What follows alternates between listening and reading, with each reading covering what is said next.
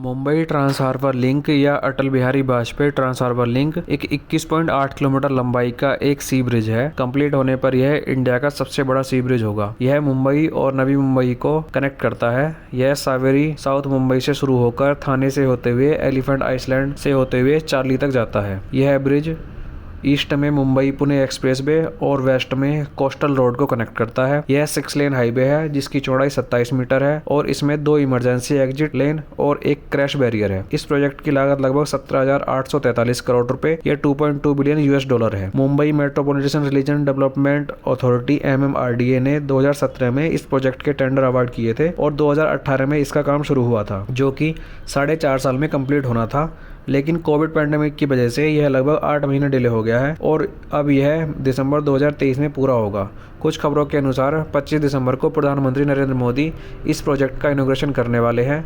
MMRDA का अनुमान है कि कंप्लीट होने के बाद लगभग 70,000 वाहन डेली इस हाईवे का यूज करेंगे। 1962 में बल्मर स्मिथ और एसोसिएट्स ने ग्रांड मुंबई के ट्रैफिक प्लानिंग की थी, जिसमें उन्होंने एक सी लिंक ब्रिज प्रपोज किया था। सन 2004 में इस ब्रिज को बनाने का पहला ठोस प्रयास किया गया था और उसके बाद लगातार इस प्रोजेक्ट के लिए प्रयास होते रहे हैं। सन 2005 में अंबानी ब्रदर्स की रिलायंस एनर्जी ने भी अपना प्रपोजल सबमिट किया था। सन 2011 के बाद से लगातार ही इसे बनाने की कोशिश तेज होने लगी, जब यह प्रोजेक्ट डायरेक्ट MMRDC को सौंप दिया गया था।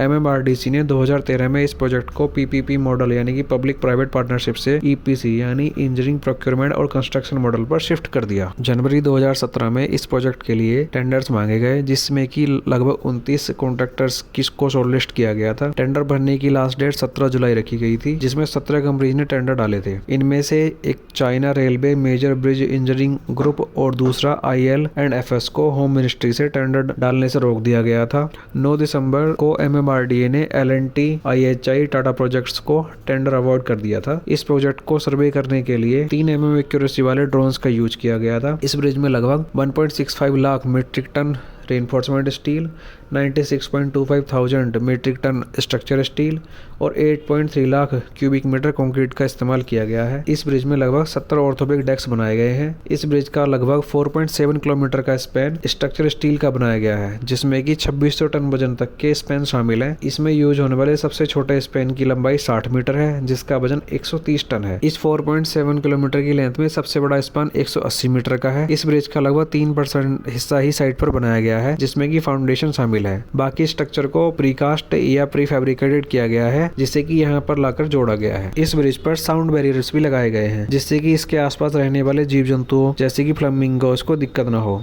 इसके अलावा 6 किलोमीटर लंबाई में विजन बैरियर भी लगाए गए हैं, जिससे कि भाभा ऑटोमेटिक रिसर्च सेंटर का विजन ब्लॉक किया जा सके और इसका कुछ भाग 50 मीटर से भी अधिक ऊंचाई पर बनाया गया है, जिससे कि शिप के मूवमेंट्स में दिक्कत ना हो। इस हाईवे को कंस्ट्रक्शन के लिए बनाए गए 5.6 मीटर लॉन्ग टेम्परेरी ब्रिज को बर्ड वॉचिंग प्लेटफॉर्म में बदल दिया गया है।